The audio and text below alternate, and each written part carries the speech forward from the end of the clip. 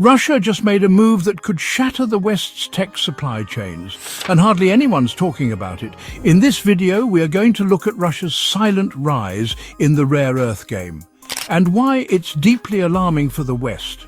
After securing the Tomtor deposit, one of the world's richest sources of rare earth minerals, Russia isn't just mining ore, they're planning to refine, process and dominate. From smartphones to fighter jets, rare earths are the lifeblood of innovation. And while China has held the crown for years, Russia is now charging into the race, backed by Rosneft, Rosatom and deep national ambition. What does this mean for global tech? Stick around, because the stakes are sky high. The Tomtor deposit. Let's unpack the big reveal. In May 2025, the Russian government formally updated its state register. This transferred total operational rights of the Tomtor rare earth site to Rosneft, the state-controlled energy giant. That turns Rosneft into the legal owner and operator of one of the planet's richest undeveloped rare earth mineral deposits. While the news made headlines, most viewers may not grasp its magnitude. Tomtor isn't just another mine. Independent geological surveys, cited by outlets like mining.com and Reuters, estimate it holds roughly 154 million tons of high-grade ore. That ore isn't ordinary rock. It's loaded with strategic materials like niobium, scandium, neodymium and praseodymium, elements absolutely essential in modern technology. These are not side-market commodities. They power permanent magnets in EV motors, superconductors, wind turbine generators and smartphone speakers. They're also used in lasers, radar systems and even missile guidance. In short, Tomtor isn't just natural capital, it's a lever of future-shaping technological capability. So when Russia handed control of Tomtor to Rosneft, it wasn't simply assigning a mining lease, it was acquiring geopolitical leverage, positioning itself along critical supply chains. These supply chains are vital for everything from clean energy to national defense. That's the real story behind the headlines. President Vladimir Putin has repeatedly framed rare earth elements as strategic assets. He declared them reserves tied directly to national security and technological autonomy. For Russia, this isn't about selling ore, it's about reshaping global supply dynamics and reducing dependency on Western or Chinese infrastructure. According to the US Geological Survey, Russia sits on about 3.8 million tons of rare earth reserves. Yet before Tomtor's reallocation, its annual production barely reached 2,500 tons. In contrast, China controls over 60% of global production. China also controls nearly 90–95% of global processing capacity. That dominance gives Beijing outsized power over pricing, access, and technological partnerships. Russia's blueprint is ambitious. By 2030, it intends to claim 10–12% of the global rare earth market. It also aims to eliminate its reliance on imports. That means building fully domestic extraction, processing, refining and manufacturing networks. Instead of exporting raw ore, Russia wants to move up the value chain, from mined rock to high-purity metals ready for magnets and microchips. This strategy isn't just economic, it's geopolitical. By establishing itself as a secondary power alongside China, Russia aims to reshape alliance leverage, create new political fault lines and challenge Western tech dominance. The shift from supplier to strategic partner or competitor could alter how states negotiate resource access, tariffs and even military collaboration. However, owning a mineral-rich deposit like Tomtor is only one step. The real challenge lies in processing and refining those rare earth minerals into industry-grade materials. That's a complex, capital-intensive process, one that currently lies outside Russia's core capabilities. Rare earth ore extraction is relatively straightforward, but turning that ore into high-purity neodymium praseodymium alloy or scandium oxide for aerospace requires advanced chemical engineering. For decades, China built the world's leading rare earth refineries and value-added factories, dominating every stage from separation to final alloy casting. Now, Russia is scrambling to catch up. The Kremlin has tapped heavyweights like Rosatom, National Nuclear Corporation, Rosneft itself, and Nornickel to drive this shift. They're reviving Soviet-era metallurgy expertise while investing in new facilities and partnerships. Government-backed innovation programs aim to build domestic refinery infrastructure supported by heavy R&D budgets. That said, Western sanctions complicate matters. Accessing specialized equipment and software, especially for high-precision separation, is restricted. Still, there are reports of Russia quietly pursuing joint ventures, even with firms in the US, South Korea and parts of Asia, mediated by Kremlin emissaries like Kirill Dmitriev. Proposals involve technology-sharing deals and infrastructure finance, but details remain murky. Rosneft's takeover of Tomtor is the foundation. But Russia's success depends on building operational refineries, securing ability to make magnet-grade materials and scaling production. Without that, the deposit remains just a geological curiosity. Let's look at why this could alter global tech dynamics. China currently dominates rare earth processing, controlling pricing, export quotas, quality standards and access to critical materials.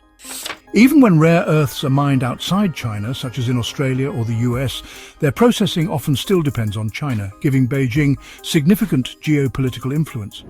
If Russia develops a functioning rare earth processing capability through the Tomtor project, it could become either a strategic partner or rival to China in controlling global supply chains. Together, they could form a powerful resource bloc, influencing prices and access for industries like electric vehicle batteries, smartphones, military equipment, and high-performance computing. The International Energy Agency warns that rare earth elements such as neodymium, dysprosium and terbium are vulnerable to supply disruptions. A sudden policy change or price surge from Russia, combined with China's export limits, could severely disrupt global manufacturing. This would force countries like the US, Germany, Japan and South Korea to urgently seek alternatives, creating strategic instability for industry and defense planning. At present, Russia contributes almost nothing to refined rare earth supply.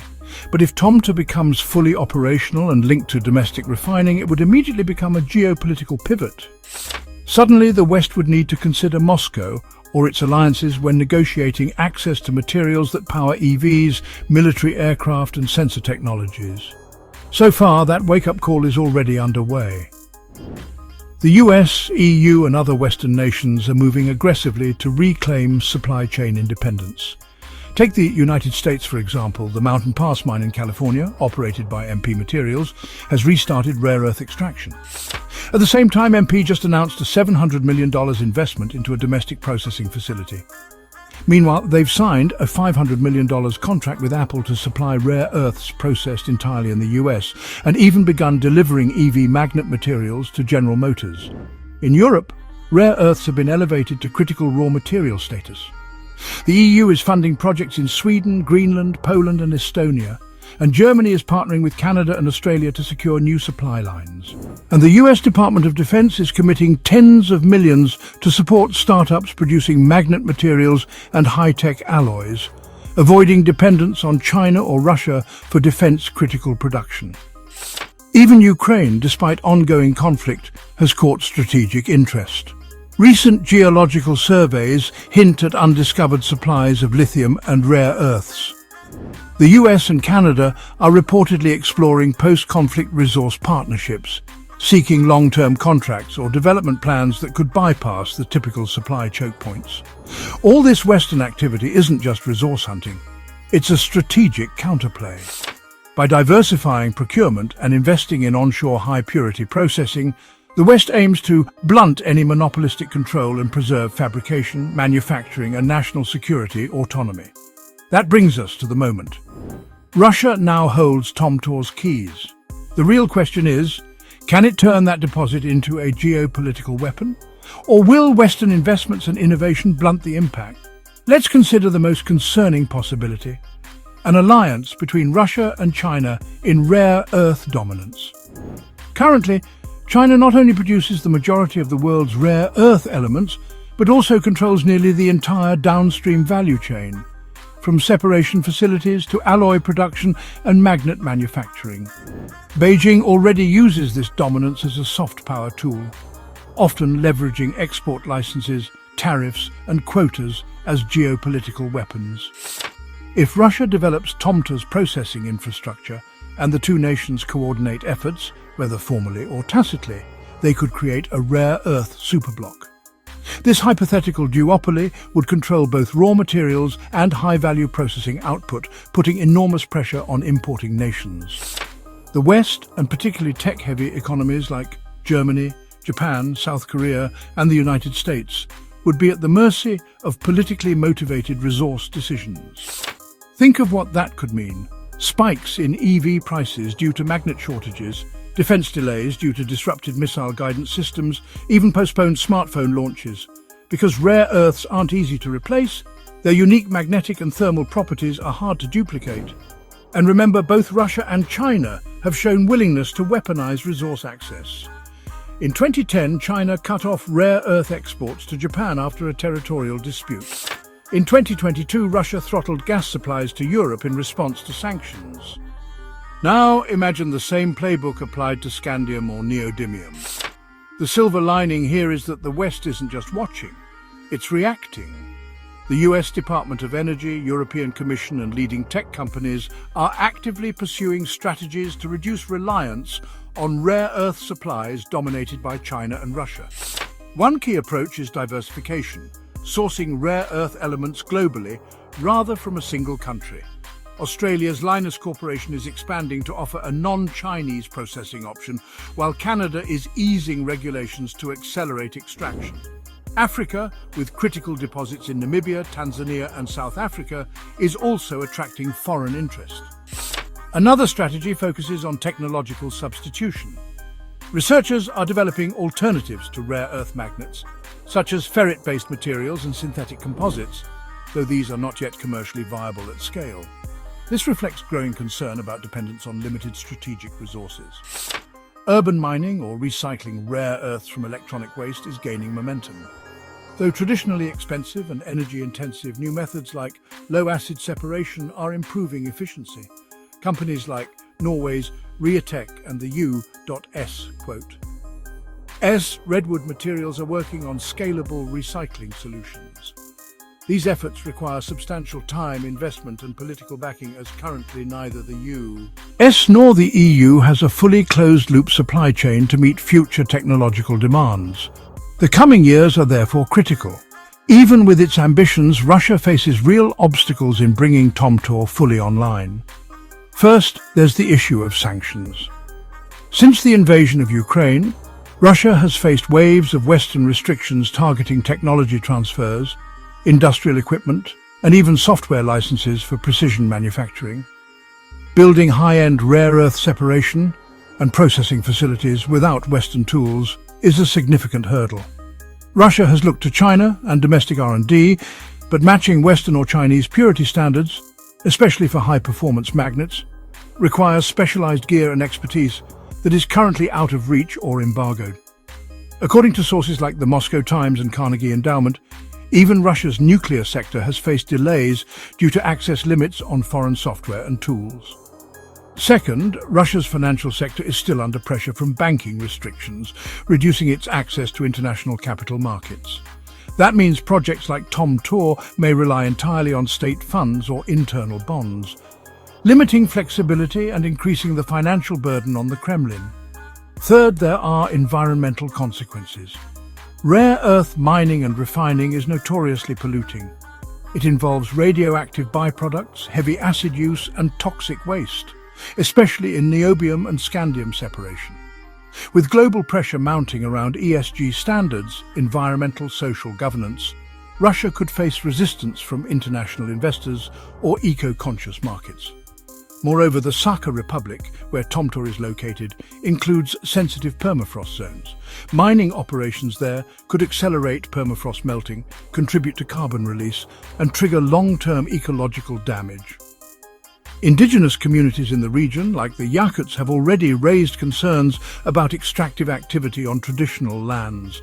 These challenges don't mean Tomtor will fail, but they temper the hype.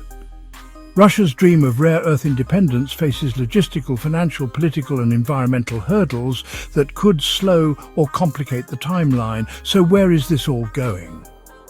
Let's explore two contrasting yet plausible scenarios over the next 5 years. In the first, Russia succeeds. By 2030, its Tomtor mine operates at full capacity, with Rosneft and Rosatom managing advanced refining and separation plants.